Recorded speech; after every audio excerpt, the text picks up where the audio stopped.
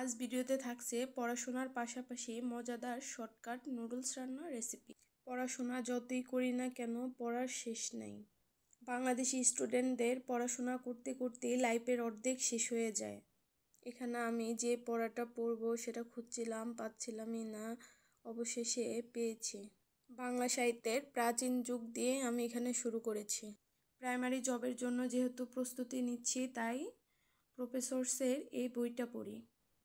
এই তো পড়াশোনা করতে করতে আমার অনেক ক্ষুধা লেগে গেছে, তাই ভাবছি কি করে খাবো। আসলে নুডলস ছাড়া তো আর শর্টকাট কিছুই হয় না।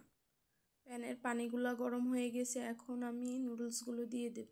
নুডলসগুলো আমি একটু ভেঙে নিয়েছি, এতে নাড়াচাড়া করতে একটু সুবিধা হবে। নুডলসের ভিতরে অল্প পরিমাণে লবণ দিয়ে দিব, এতে নুডলসের স্বাদের ব্যালেন্স হয়। এখন ভালো করে নাড়াচাড়া করে নেব। নুডলসগুলো সিদ্ধ হয়ে গেছে, এখন পানিগুলো ছেঁকে নেব।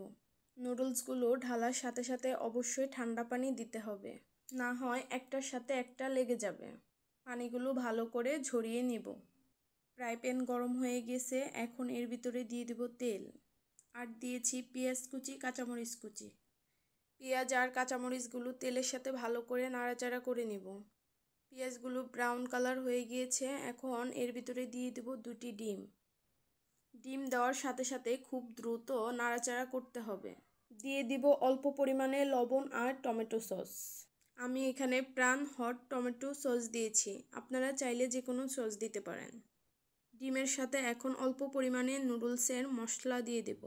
এখন ভালো করে নেড়ে নুডলসগুলো দিয়ে দেব। ডিমের সাথে নুডলসগুলো খুব আস্তে আস্তে মিশিয়ে নেব, যেন নুডলসগুলো না ভেঙে যায়। এখন আবার নুডলসের মশলা দিয়ে ডিম আর নুডলসের সাথে ভালো করে মিশিয়ে নিব। সস আমার কাছে মনে হচ্ছে একটু কম হয়েছে, তাই আরেকটু দিয়ে দিয়েছি। এবার নেড়ে চেড়ে কিছুক্ষণ রান্না করলেই হয়ে যাবে নুডলস। আপনাদেরও যখন ক্ষুধা লাগবে আপনারা এই শর্টকাট নুডলস রেসিপিটা বাসায় ট্রাই করতে পারেন। বাসায় ডিম থাকলেই আপনারা 2 মিনিটে এই নুডলসটা রান্না করতে পারবেন। রান্না হয়ে গেছে, আমি এখন অল্প পরিমাণে বাটিতে নিয়ে নেব। আমার ভিডিওটি যদি আপনাদের ভালো লাগে অবশ্যই লাইক, কমেন্ট, শেয়ার করতে ভুলবেন না। দেখা হবে পরবর্তী কোনো ভিডিওতে।